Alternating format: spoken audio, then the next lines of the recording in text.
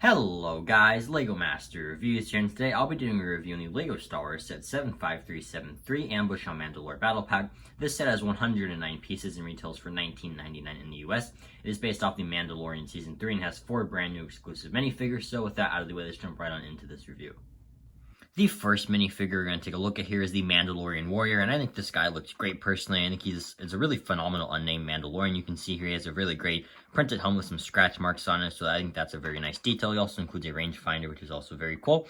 Underneath, he just has a plain black head because he's an unnamed character, so, you could probably just put any head you wanted there if you wanted them to have a face print, so it's up to you, but you can also see he has a really nice torso print, some more scratching detail, as well as a belt, and some really phenomenal leg printing. I also really like the toe printing on there with like a little bit of brown. He includes a blaster as well as a jetpack. And removing the head and jetpack, he actually has a back torso print as well with a little bit of detailing, so that's also very nice. But overall, I think this is a phenomenal minifigure. I hate when LEGO includes like named characters for battle packs because it just doesn't work and you can't army build named characters. So the fact that we have a named Mandalorian here and he looks great is really nice.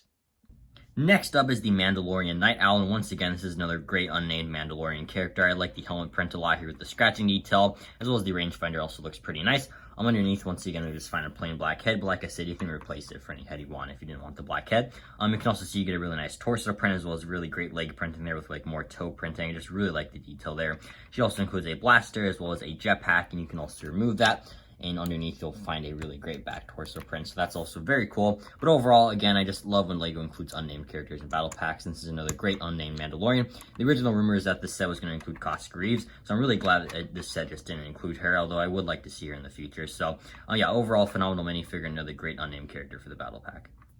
And lastly here in the set, you get 2 Imperial Commandos. Both of them look great in my opinion. I think the helmet is just really cool. I think it is a bit inaccurate just because I feel like it just kind of like droops down a little bit too far than what the helmets actually looked like in the show. But regardless, the new mold just looks phenomenal here. And removing it, you can see it's actually a dual mold, which is very nice. Underneath, you just get a plain black head. And that applies for both of them. But they also have a very nice torso print there with like their ranking, as well as a really phenomenal leg print there for both of them. And flipping it around, you can see there's a brand new jetpack mold, as well as a tile that's on top of that is printed. So that's also very nice. And I removed the jetpack off this one just to show you what the back torso print looks like. But overall, these are both phenomenal minifigures. They also include blasters, and all the detailing on them is very nice. The only thing I really don't like is I think the helmet just droops down a little too far, but still phenomenal minifigures and great army builders. But overall, I think the minifigure selection here is absolutely incredible. I love it when battle packs include unnamed characters, and the fact that all 4 of these minifigures are unnamed is great, and they're also just phenomenal army builders. So overall, I'm very impressed with the minifigure selection here. They're all very detailed, and all have just great prints. So yeah, overall, really happy with the minifigure selection here. Before we take a look at the main build of the set, I want to take a look at these 2 little side builds included here. You can see we get the stud shooter, and it's very similar to the one that came in the Clones vs. Droid battle pack. The colors are a bit different. There's a few different building techniques, but for the most part, it is basically the exact same.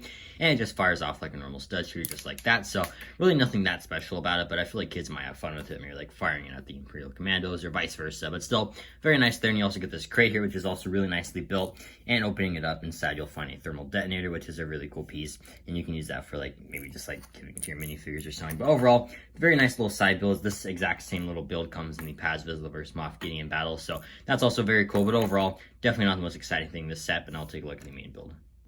Now taking a look at the main build of the set, you can see here it does look kind of cool. It's supposed to be like the Caves of Mandalore, I'm assuming. And I wasn't a very big fan of this when it first got revealed. I will admit it has grown on me a little bit. I'm still not like a super big fan of this, but you can see it's built on some pretty big pieces here that actually didn't come in bags, so that was kind of surprising. But it's built on those, and you can also see you get a really nice like rock pieces. Like this would be really nice for like mock building, just like getting these parts. But anyway, you can see here we have like this little entryway for the cave, which I really like the shaping of that. And on the side, you get these like lights here, kind of showing it's supposed to be like a moving door. So that's also very cool.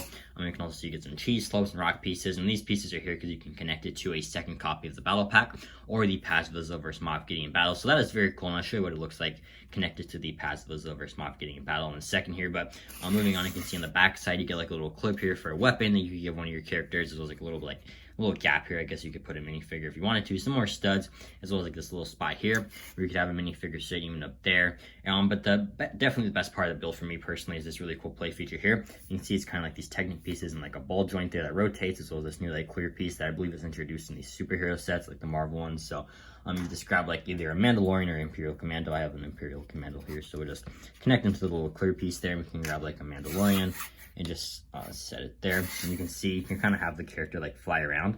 and it's just really cool, and it kind of like moves really smoothly too, so you can have like them like fighting and kind of like flying up. So that's like just a really cool feature, and feels very unique for a battle pack, so I like that a lot. Probably doesn't look the best for like display, but like if you can kind of like maybe angle it a bit differently and have like a character kind of like pointing up, it definitely looks good. So I do like that a lot. It's a very cool feature. But other than that, there's really not that much else to say about it. I guess it's a pretty simplistic build for the most part, but like I said, you get these clip pieces on the end, and I'll show you what it looks like connected to the Pacific Liver's Moff getting in battle now.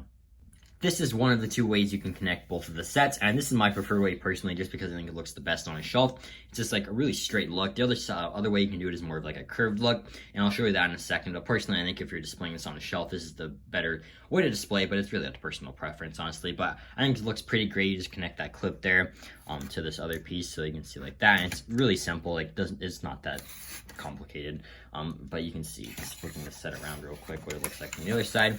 Obviously, you're not going to be displaying it like this, but for any of you wondering, that is what it looks like. Yeah, overall, I think this looks pretty great. I think it's definitely my preferred way to display it, but now I'll show you how it looks like on the other way.